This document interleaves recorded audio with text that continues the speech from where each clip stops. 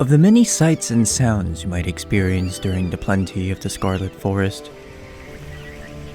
there's a delightful mix of croaking and chirping that might catch your attention near the waterfalls. Is it a frog?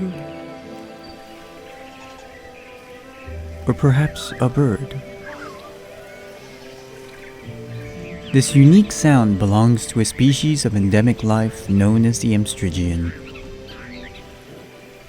They bear a close resemblance to the many species of toads and other amphibians we are familiar with, even sharing some anatomical features like their nictitating membranes.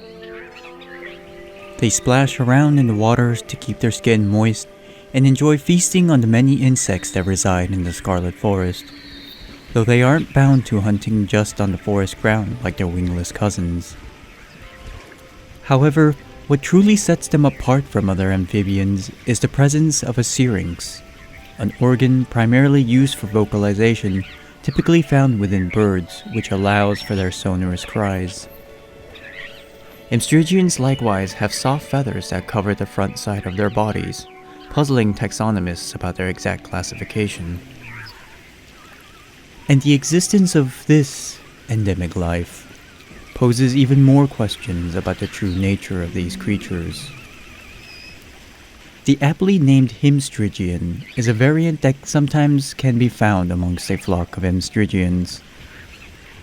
Their striking colors and more prominent feathers suggest they may be a sort of leader or alpha of the flock, and their more developed syrinxes makes them capable of more complex and beautiful melodies.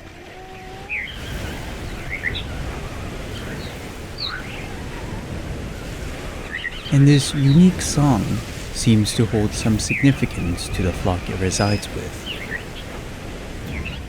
While some researchers debate whether these variants are an entirely different species altogether, their strong connection to the other Mstrogian might suggest otherwise.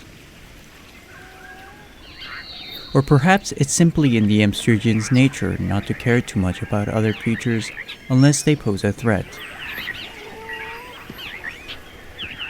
A real threat.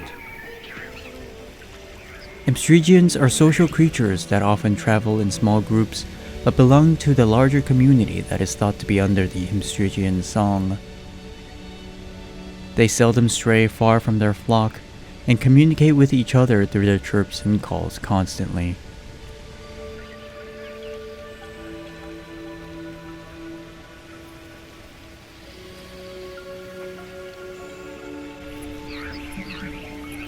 During the season of fallow, they signal to each other whenever they happen upon a swarm of myriads to allow their flock to eat.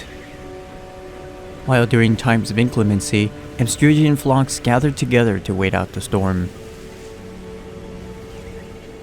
Though courting and mating behavior have yet to be observed, it is speculated that perhaps it is during these times that Mstrogian begin to form bonds between each other. And once a pair bonds, they bond for life as they wait for their next chance to raise their young.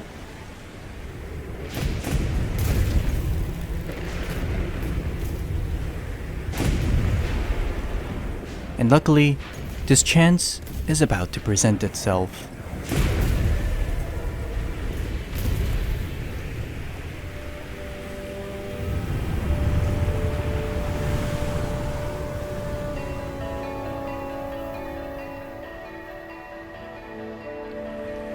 For the many denizens of the Windward Plains, the season of plenty is a time of surplus and opportunity. And this holds no different for the Mstrogian. Mstrogian migrate to the Windward Plains just as the sand tide ends to quickly make their claim amongst the trees that overlook the tall grass. It's first come first served, and locations that are ideal for the raising of their young are in short supply. As more and more trees become unavailable, those that have already found their spot begin making their nests.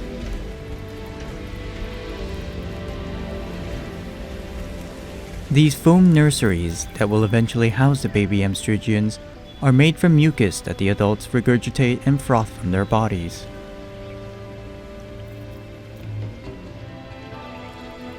Once it dries, it's light, flexible, yet sturdy, and will protect their young from the elements.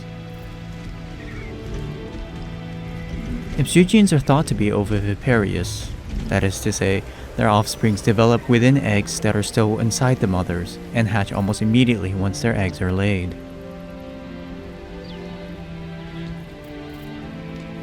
And just as soon as they've hatched, the parents begin to hunt, as there's no time to waste.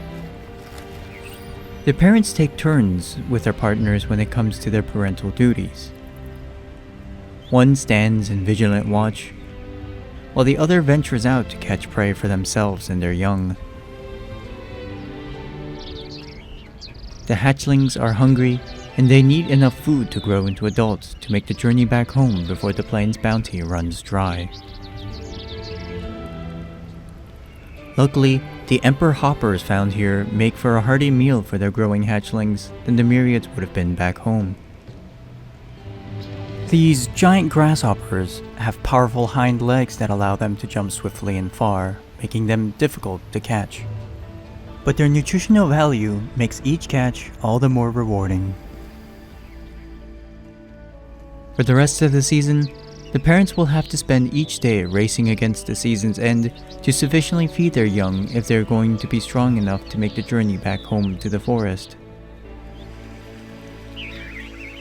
And back home, this Mstrogian has a brief journey to make to the Windward Plains.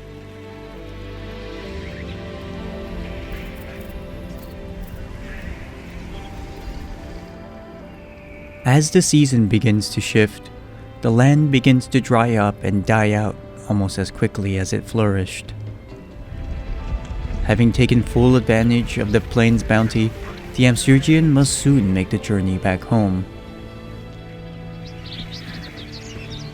The parents call out to their young to signal the fallow's arrival and wait in anticipation.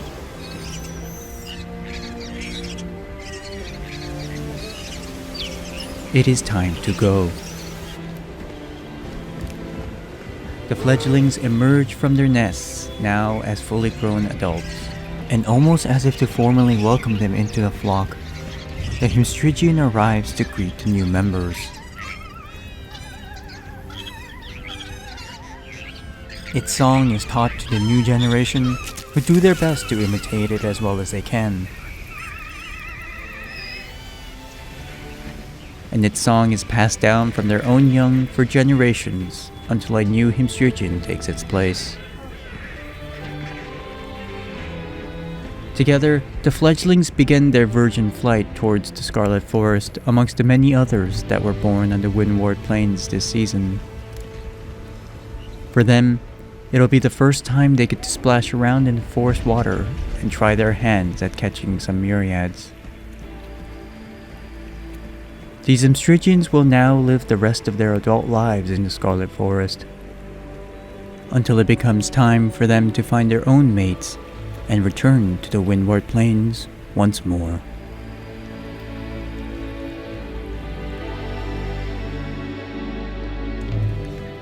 To support more expeditions into the Forbidden Lands, please consider subscribing to the Borealis Bestiary channel, sharing this video with others, or donating to fund future expeditions.